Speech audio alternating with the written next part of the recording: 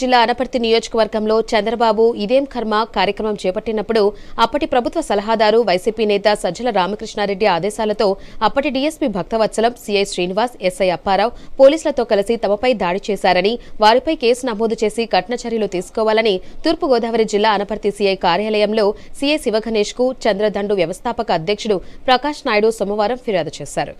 ఈ సందర్భంగా చంద్రదండు సభ్యులతో కలిసి అనపర్తి వచ్చి ప్రకాష్ నాయుడు సీఐ ఫిర్యాదు చేసిన అనంతరం మీడియాతో మాట్లాడారు.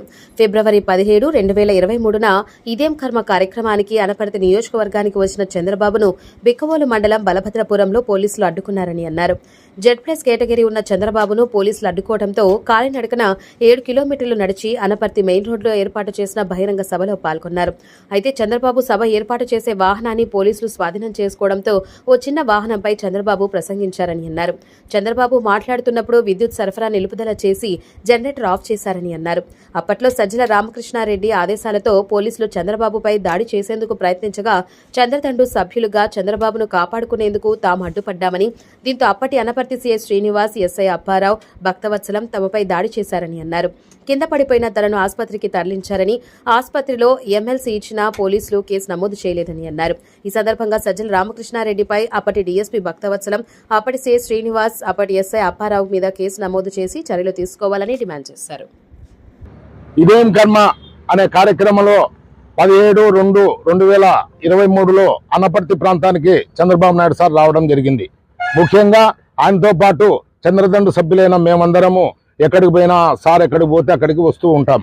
ముఖ్యంగా ఆ రోజు ఇక్కడ ఉన్నటువంటి స్థానిక సిఐ శ్రీనివాసులు, అప్పారావు గారు, అలాగే డిఎస్పి భక్తవత్సలము, సజ్జల రామకృష్ణారెడ్డి గారి ఆదేశానుసారం దుర్బుద్ధితో సార్ను అడ్డుకోవడం జరిగింది. ముఖ్యంగా సార్ ప్రయాణించే జామర్ వెహికల్ కానీ, సారు వెహికల్ కానీ, సెక్యూరిటీ వెహికల్ అన్నీ హ్యాండ్ ఓవర్ చేసుకోవడము ఆ రోజు చేసుకుని చెమ్మ చీకట్లో 8 కిలోమీటర్లు సారు నడిపించడం జరిగింది. ఆ రోజు అనపర్తిలో సారు ప్రసంగించే వెహికల్ పైన ఆ వెహికల్ను కూడా పోలీసులు స్వాధీనం చేసుకోవడం జరిగింది.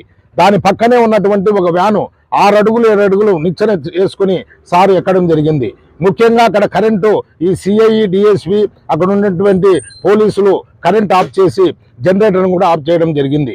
ఆ చెమ్మ చీకట్లో చంద్రబాబు నాయుడు గారు ప్రసంగించే ఆ మైకును కూడా లాక్కొని భౌతికంగా సజ్జల రామకృష్ణారెడ్డి గారి సలహాతో దుర్బుద్ధితో మైకును లాక్కోవడానికి ప్రయత్నం చేసి చంద్రబాబు నాయుడు గారి మీద కూడా భౌతిక దాడులు చేయడానికి ప్రయత్నించినప్పుడు అక్కడే ఉన్నటువంటి మేమందరం చంద్రబాబు నాయుడు సారుకు రక్షణగా ఉండడం వల్ల అక్కడ ఉన్నటువంటి సిఐ శ్రీనివాసులు గారు వచ్చి మీరేందిరా ఈడా, మీ కథేమి, మిమ్మల్ని చంపితే కానీ మీకు బుద్ధి రాదు, మీరు ఎప్పుడు ఆ చంద్రబాబు నాయుడు వెనకాల ఉంటారు, ఫస్ట్ వీళ్ళని చంపండి అని నన్ను దొంబల మీద కాలుతో వేసి కొట్టడం జరిగింది.